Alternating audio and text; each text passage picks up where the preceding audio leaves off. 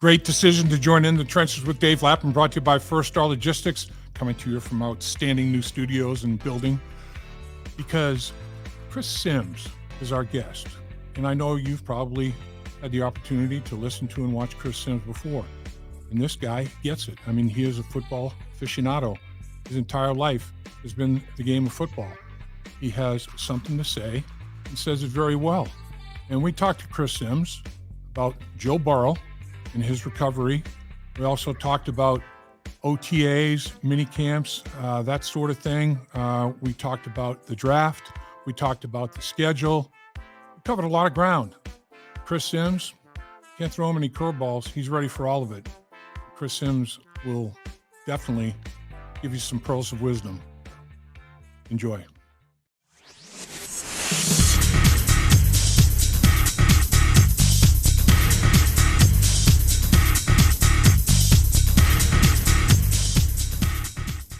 Well, you made a great decision today to join us in the trenches with Dave Lapham, brought to you by First Star Logistics. And again, coming to you from our new building, new digs, new studio, new everything. Got one of my all-time favorite football guys, people in general. His dad, Phil Sims, said to me, "Where do you talk to my son? This dude, he knows football, man." So then playing at University of Texas, I talked to Mac Brown, a little production meeting. He goes, "Where do you talk to my quarterback? This guy knows football, man. This is a football guy." And then I meet Chris Sims, and we're talking football guy, man. Not only a great player, coach for a bit, did a little bit everything. Now in the broadcast world, I mean, you've hit every phase of you can just about a football, and part of that first family of football, the Sims family. Welcome, my man. Thanks for having me. You've always been great to me, Dave. I appreciate that. You know, you said a lot of lies there to introduce me, and I appreciate that. I will say I'm a football guy. That's one thing for sure. Football, knowing the game, knowledge of the game, talking to people. I never get exhausted of that. So that's real, and enjoy doing it with you. It's a great new studio. I like the look. It looks You like great. the look? Sweet. Great background. I love the white Bengals helmet. There you go. You know, I was one a few years ago that was a little with the Bengals. Like, I don't know, maybe they should change their uniforms. Maybe they need a new look to change the vibes or whatever. And now Joe Burrow's there, and I'm like, well, it's a cool uniform. I like it. I don't know. It seems championship caliber. So it's funny how one guy can change your thoughts on something like that. I'm telling you, it really is. And I just came from an organized team activity workout, and man, Chris, he's throwing it pretty darn good. I mean, that wrist injury, I mean, he's putting some zip on that football. He's putting it where he wants to put it. And I think, you know, having played the position, I think what he's yourself, I mean, I think what he's looking at now is just the repetition, the endurance, all that kind of thing. You know, when you haven't done anything for 4 months that you've done, you know, pretty much your whole life, 4 months is a long time. Yeah. And I'll tell you, he looks sharp.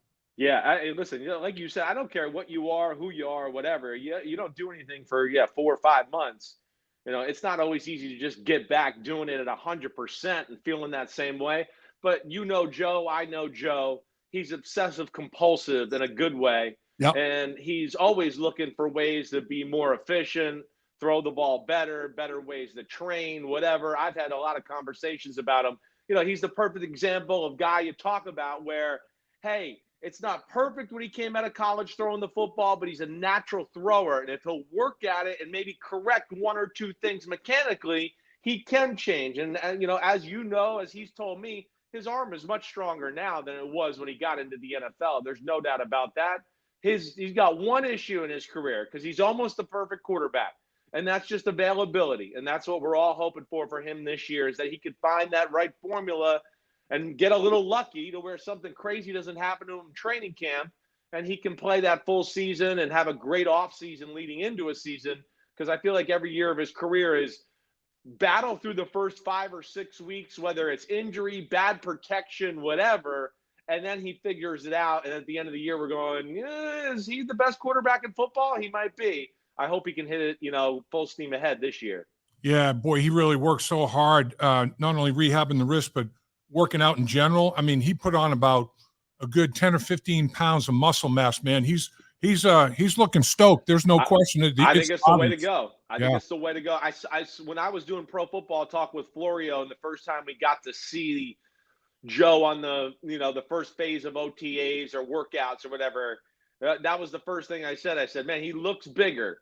And I think it's probably the better thing for him. As long as you're doing it the right way. Listen, he's plenty athletic.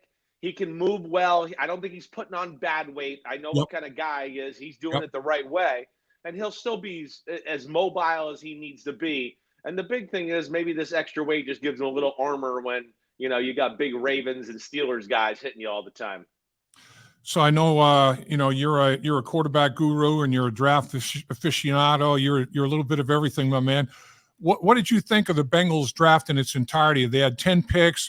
Teams called them and talked about making trades either up or down, but they felt like the value wasn't there to make moves, and they felt like the best thing to do was stay and make some picks. And as always, everybody's board's different, so everybody says, boy, from the 5th round on, man, do we get some value. We get guys that we had rated a whole round higher or 2 rounds higher. Right. But overall, how do you think they did in their draft? Really well. Like, definitely one of the teams that I think won the draft. I'm not going to say it was like the number one team, but like when I had to do my Monday podcast the weekend after the draft, right? And it was unpack the draft team by team and give me the teams that you really thought knocked it out of the park. The Bengals are one of the teams that I brought up on that short list of teams that I thought really did a great job. I mean, one, I think it's the quality of players. And then when you get quality of players and it address the need of the football team, you're a guy like me, a football guy. I know it's never going to be perfect, but I just go, damn, that's 2 things, bam, bam, that are big right there. Wait, he's a good player and you needed that position. You got it. And so when you go the offensive lineman, I love the Mims. Mims was my 3rd rated tackle. I mean, ready to go, NFL pass protection. Yep. Whether he can play this year and they can find some way to get all these big damn tackles you got on the field somehow, some way. I hope so. If not, it's for the future and it's for depth this year. You got Trent Brown, who's been hurt a lot, right? Missed time last year. Doesn't always finish the season. So at least even if if you don't get them all on the field, you got a little flexibility there. Chris Jenkins, pro ready too, right away, right off the bat. Got a chance to be around him a little bit early on in the college football season because I announced the game for Peacock on Michigan. Yeah. And first off, Michigan guy, stand-up kid, got all this stuff together, loves the game, right? Damn good player. One of my things I said about him coming out in the draft was, maybe not a superstar, not a lot of, oh my gosh, wow plays, wow this, but there's never bad plays, and he's very versatile in the middle there and the things he can do. I think that's what I like. And then I think you got maybe one of the steals of the draft in round 3 and Jermaine Burton. I do believe that. Yep. Like Burton is one of those guys where it just bad timing, bad luck. If he's on Alabama 3 years ago with all the first-round receivers and maybe a Tua or a Bryce Young, he's going to be a first-round receiver. Everybody's going to go, oh, my gosh, look at this. He had 1,500 yards receiving. He's so awesome. But they weren't very good at throwing the ball at Alabama. Milroe is getting used to being a quarterback and not so much a runner. And I think that affected, maybe how Burton was looked at. But I think instant impact there. And then you just unpack the rest of it. The tight end from Iowa, the athletic tight end from Arizona, and I like that D tackle from Texas A&M. So, I'm always big on the first 3 picks because I always go, those are the ones that can really have influence the first year. But damn, I like the depth and some of the other guys that they got that, are going to contribute in the future as well. I'll tell you, watching Burton down there again today at the workout that I went to, this kid can run. Yes, he can. And not only can he flat run, he was tutored by TJ Hushmanzada, who is a very, very effective route runner. And TJ's secret sauce was, decelerating, accelerating, sinking the hips and coming out of cuts differently. Every 10-yard out was run differently. He never made it look like the same route. And this kid is pretty advanced in his route running. And you're talking about Alabama and Georgia to average 18 yards per catch during the third year and 20 yards in a season in the SEC. I mean, right. This I think he's going to be. I would be surprised if they don't say, look, learn the slot first. You're going to be in the slot, and you're going to have Higgins and you have Chase, and you're going to get opportunity in the slot, and then maybe broaden the horizon and kick outside and all that. But man, make him a slot receiver from Jump Street. I think he's going to shine. Do you agree? I agree. I think one, going to Alabama, being there, you said all the right things. I mean, that's tons of NFL players he's going against, right? Big play threat, didn't get all the receptions you love because the offense wasn't that way. They ran, quarterback design run, take a shot down the field, and he can run by you, to your point. But yeah, I think he's the ultimate day one slot receiver. One, he's got a great build, right? I mean, the legs, the butt. He's got a little bit of like a running back type of body playing wide receiver that I love, because it's conducive to the physicality of the NFL in the middle of the field and breaking arm tackles and, of course, changing directions on the fly. And I think you're saying it right. That was the thing I liked about him in the draft. Not only quick route running, can stick his foot in the ground, make sharp breaks, but I think he's got plenty of pure speed and strength to thrive if Higgins does leave next year after the franchise tag year and be a real threat on the outside and be a great 1-2 punch with Jamar Chase in the future. It's a great pick. I really is. I love that pick. I love Mims, right? I think Mims has a chance to be a really special pass protection offensive tackle. But yeah, those two really, really caught my eye when the Bengals got them.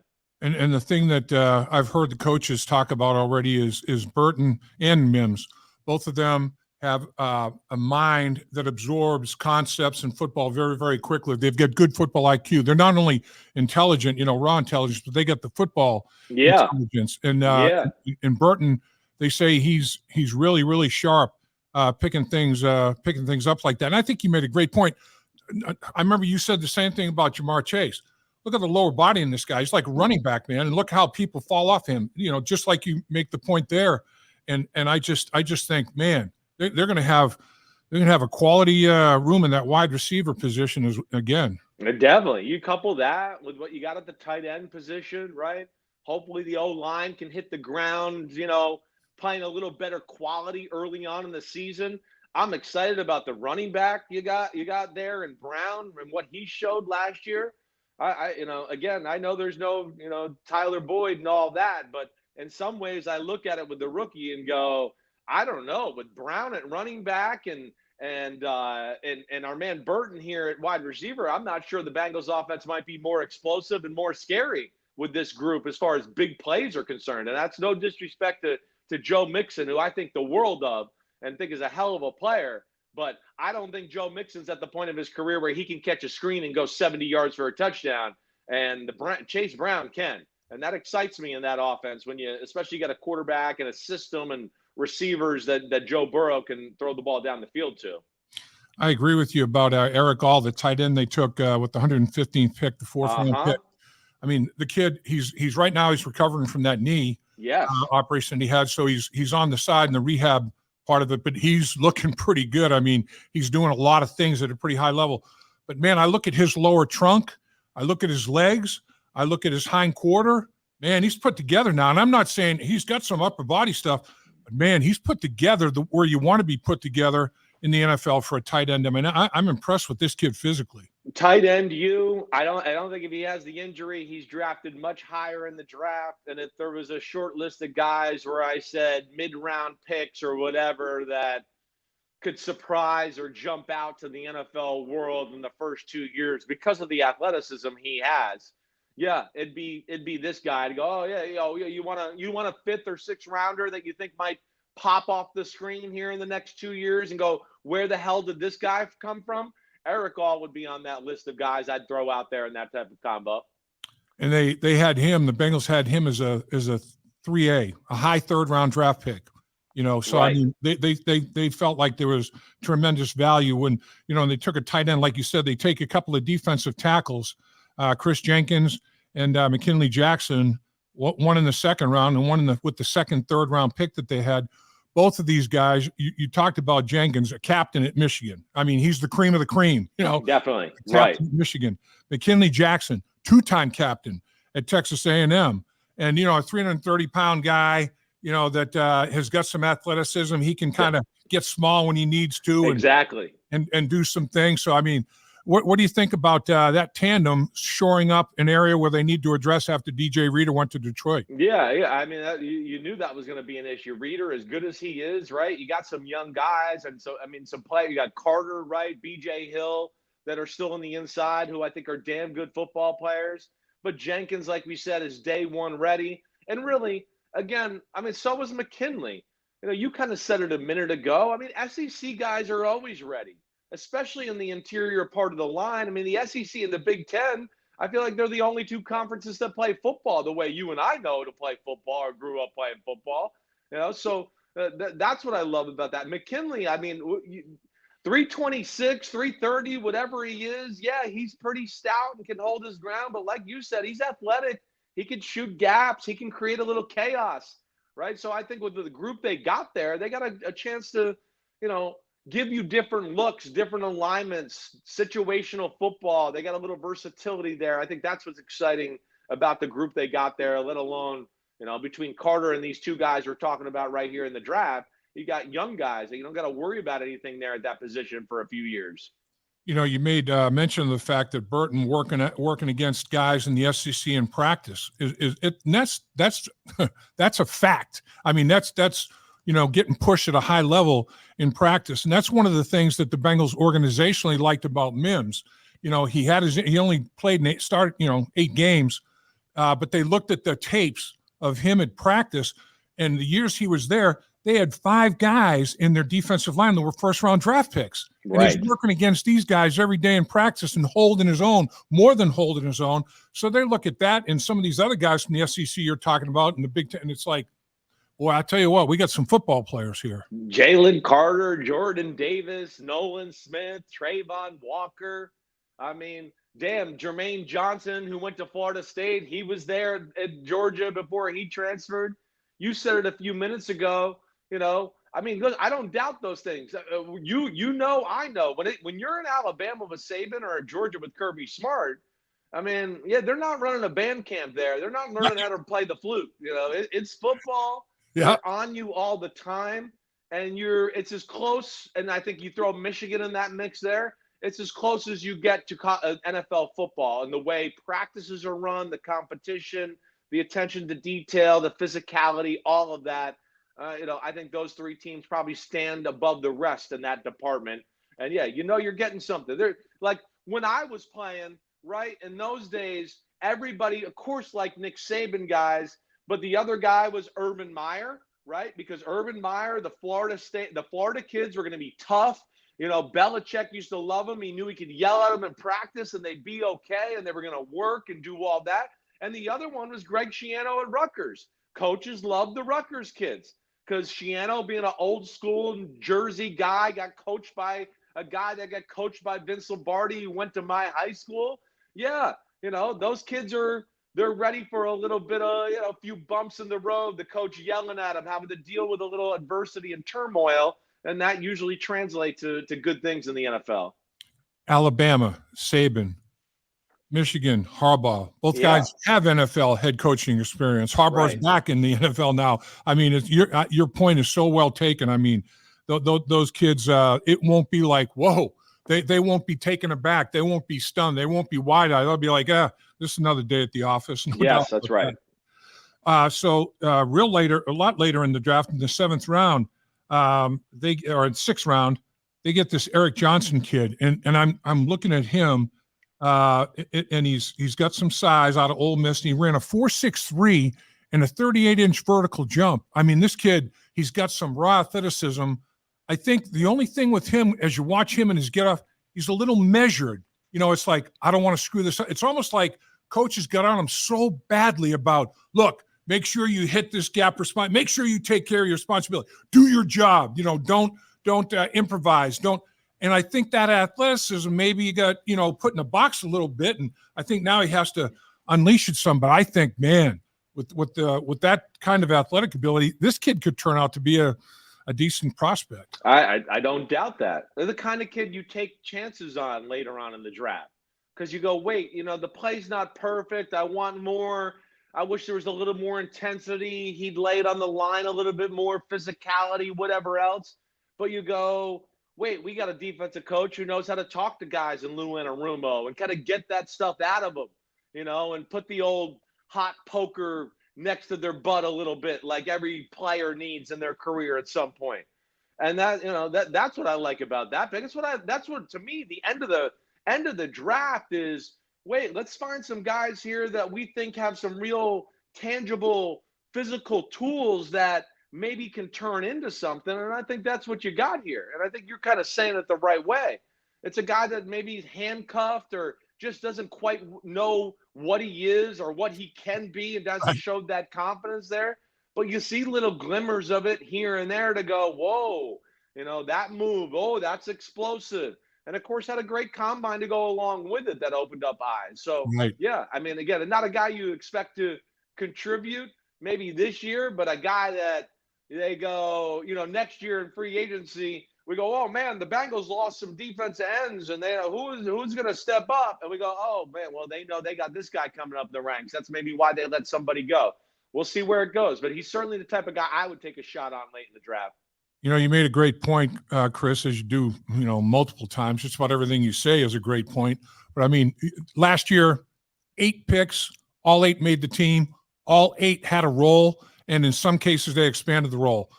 They have a role in mind for all 10 of these guys that they selected. Maybe it's practice squad potentially or whatever, but they feel like they've got somebody in every single selection that, like you said, a need as well as, boy, there's value here.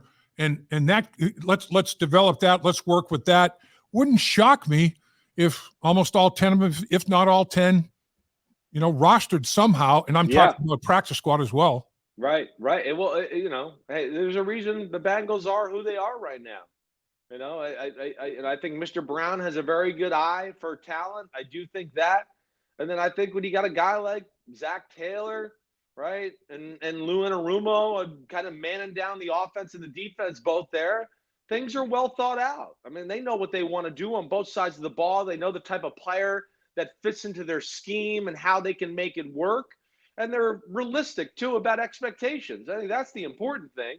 It's not just like, oh, we got a new toy, we got to throw them out there. Well, sometimes you do that, and that ruins guys.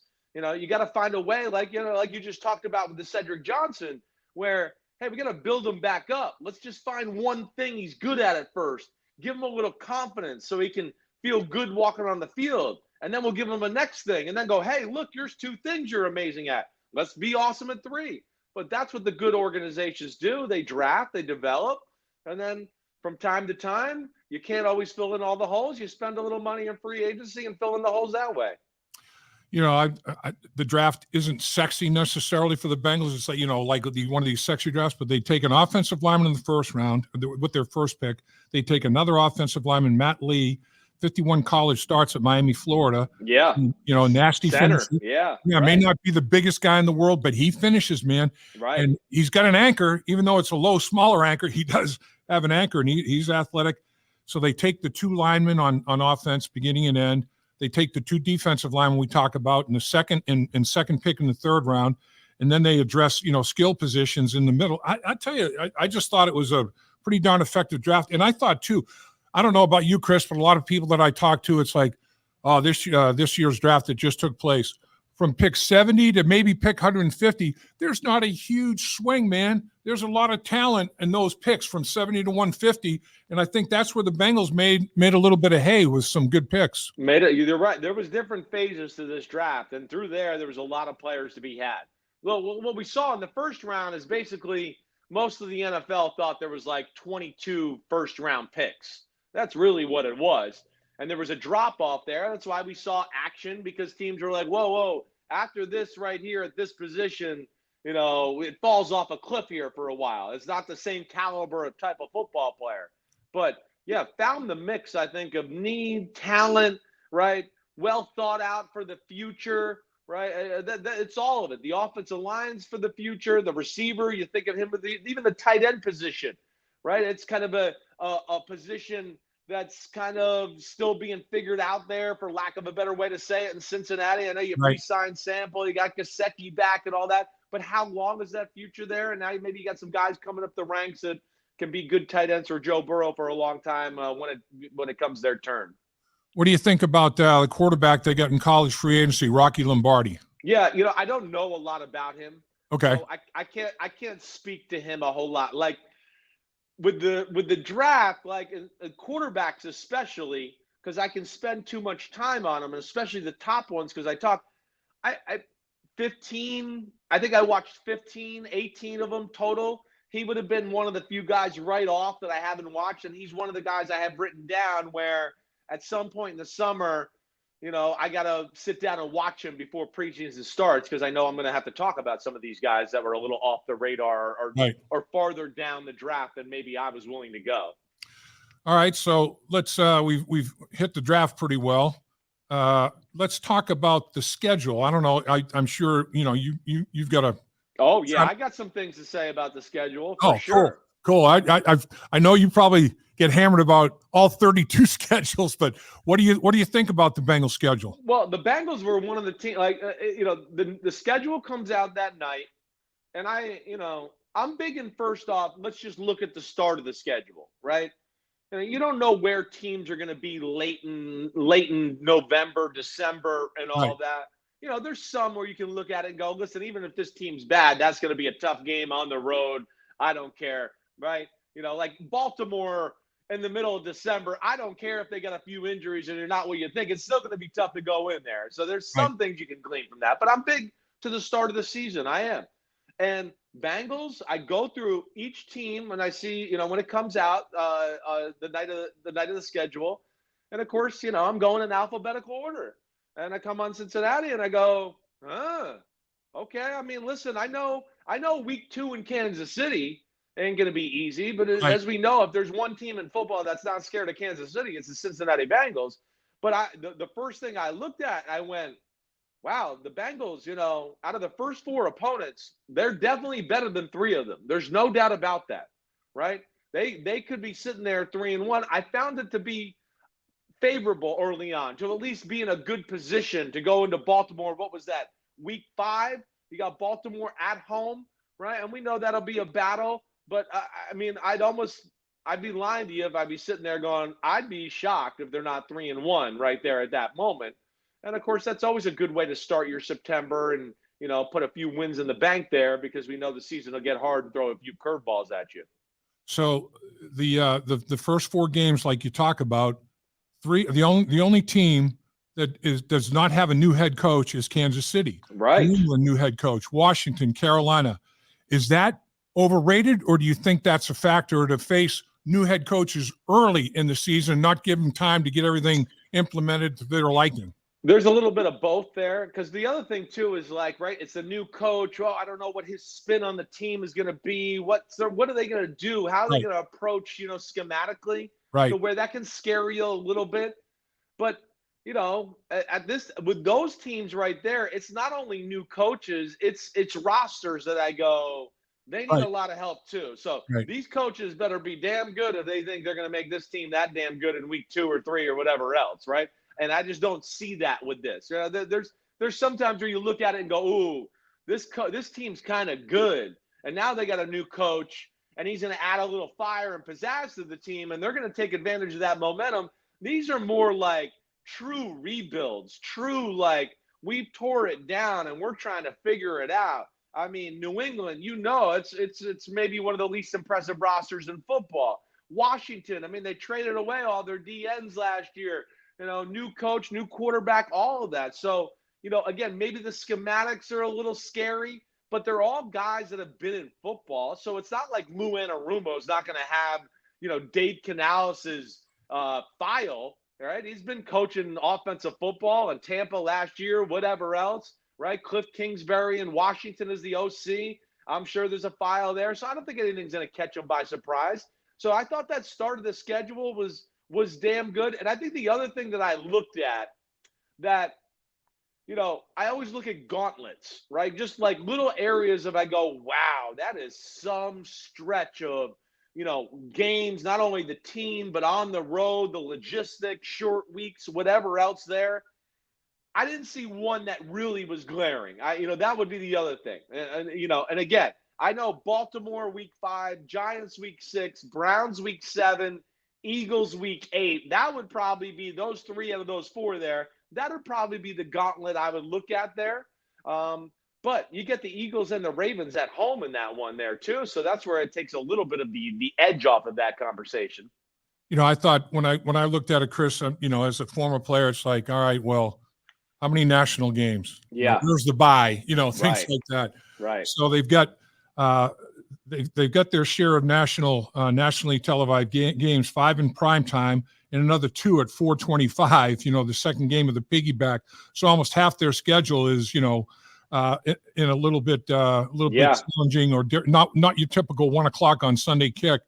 I agree with you. I thought the first thing that hit me was this schedule is fair because when you look at it, it's like the only thing that I was thinking, all right, you have Baltimore, as you say, on an 8:15 prime Thursday night. Okay, and then you have 10 days off, and you got to travel to LA to play the Chargers, but you get that semi bye week. Definitely right with the bye week right after that. And with the bye week. So you go out west, tough trip, come back. You have the 10 days before after playing a tough opponent, another tough opponent, and then a bye after that. That's fair. I mean, that could have been a much tougher little area of the schedule right there if the league didn't incorporate, Thursday, Sunday, and then the bye. So I thought they were more than fair. And the division games, I'd always look, when are our division games? They have 3 before the bye. The bye is late.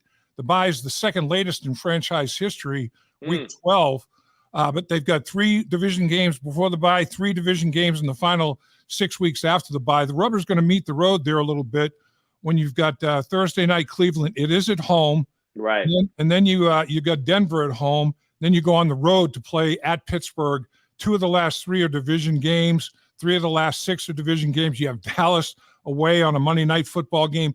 I mean, it's definitely, they've earned the right to be in prime time with a lot of these good football teams. But I thought the league could have stuck it to them a lot more than they did with respect to travel and logistics and days off and all that. Definitely. There are definitely other teams that got it stuck to them worse than the Bengals. That's for sure. Right. The Jets, the 49ers, those are 2 that jump off the map to me right away. I mean, the damn 49ers, they got to play like 7 teams who have the bye week before they play them. I mean, the Jets with some of the short weeks they have early on in the year, there's definitely a few teams that drew the short straw in the schedule conversation. But I don't think it's the Bengals. And with the extra week of football now and all that, you brought up the late bye, but that'd be about around the time I'd want the bye. I think if I was a player this day and age, no doubt, I think I want it. Again, I never liked the bye early on in the year in the first 5 or 6 weeks because I was like, wait, we're just getting in a groove and now we're going to take a break. And then usually when we had those type of buys, we came back and it was like, oh, damn, we're not in a groove anymore and we got to get going, right? You're not going to have to worry about that. Here with it being late, you're going to go, the worry is going to be just like, damn, we do need a little break. We're ready for a break. We're rolling. We're good. We're all that. But I think it's a perfect time to kind of recharge and then set up for the playoff run. You still got 6 more games left. And, by all due accounts, if you made me bet money, it'll be more than 6 games because you're going to the playoffs. And, right. I think it's the right time there to have that bye and make that one last push. Yeah, you look at Pittsburgh, all 6 of the division games are in the last 8 weeks of the season. 6 division games in the final 8 weeks of the season. I mean, Pittsburgh's saying, what the hell? What'd we do? Come on, league. That's a rough deal right there. Yeah. No, I wouldn't want that job to make these schedules in the NFL office. It ain't easy. I know that. And, again, with the money and the, Netflix and the Christmas Day games and all the short weeks, it's all over the place now. And I will say that there's one thing I wish they could find ways to not give so many short week games to these guys. That would be the one thing. There's too many teams that have, 2 4-day turnarounds, and the NFL is going to claim, the players, the injury rate's not the same. Well, that'd be, okay, maybe on that specific day. But there's an accumulative effect, and you can't tell me you're really worried about health and player safety when you're like, hey, you're just in car crashes the other day, but you're just barely not sore and can get out of bed now. Go get in some more car crashes. It's probably good for your body. I do hope they can remedy that at some point. Man, I hear you. The Bengals, for the first time in franchise history, have 2 Thursday night games. I know. That's a challenge. That's big. That's hard. Yeah. I will say nobody does it better than you, Chris Sims, you are the best. And how about the league? I mean, the draft, the schedule presentation, they both outdrew NBA and NHL playoff hockey audiences. That's how big the National Football League has gotten. It's a monster, isn't it? It's incredible. I don't remember any sport just dominating the landscape like American football is right now in our country. I mean, the NFL is it's killing it. It doesn't matter what time of the year. Every now and then I get somebody that comes up to me and they're like, so what are you and Florio and what are you even talking about in your PFT? And I'm like, do you live under a rock? Are you in Earth right now? I mean, the NFL is still the hottest thing on TV. I don't know what to tell you, buddy. Like, there's plenty to talk about. It never ends, and yeah, it's great. I love it, of course. And the NFL it's got great personalities, great players. And of course, I think more and more people are learning X's and O's of football, and they're starting to appreciate it for more than just being some gladiator match of guys knocking each other's heads off in the middle of the ring. And they're appreciating the chess match and the cerebral part of the game, I think, has really caught on with the country as well, let alone we got, fantasy football and all that crap too. And I will say, the X's and O's, the presentation of the game, being an ambassador for the game, all those things, nobody does it better than Chris Sims. And I'll tell you what, your dad, Phil, same category. Apple doesn't fall far from the tree, man. The Sims family has been great for the National Football League, and thank you for your time, my man, as always. Thanks, Dave. You the man. Go Bengals. Good luck. I'll talk to you soon. Don't get too hot out there or sunburned watching those OTAs, all right? You're like me. You're real white. You'll burn in a hurry. No doubt about it, stud. I like the advice. Have a great one, Chris. See you, man. Be good. Dave Lapham here, and every day I am grateful for my experience to have played professional football. As a player, I realized self-motivation, leadership, and appreciating your teammates are key. At First Star Logistics, you can use those same attributes to create the life you want for you and your family. Build your future by working hard like I did. You'll see results both on and off the field. Call First Star Logistics today and be part of our winning team. Opportunity knocking.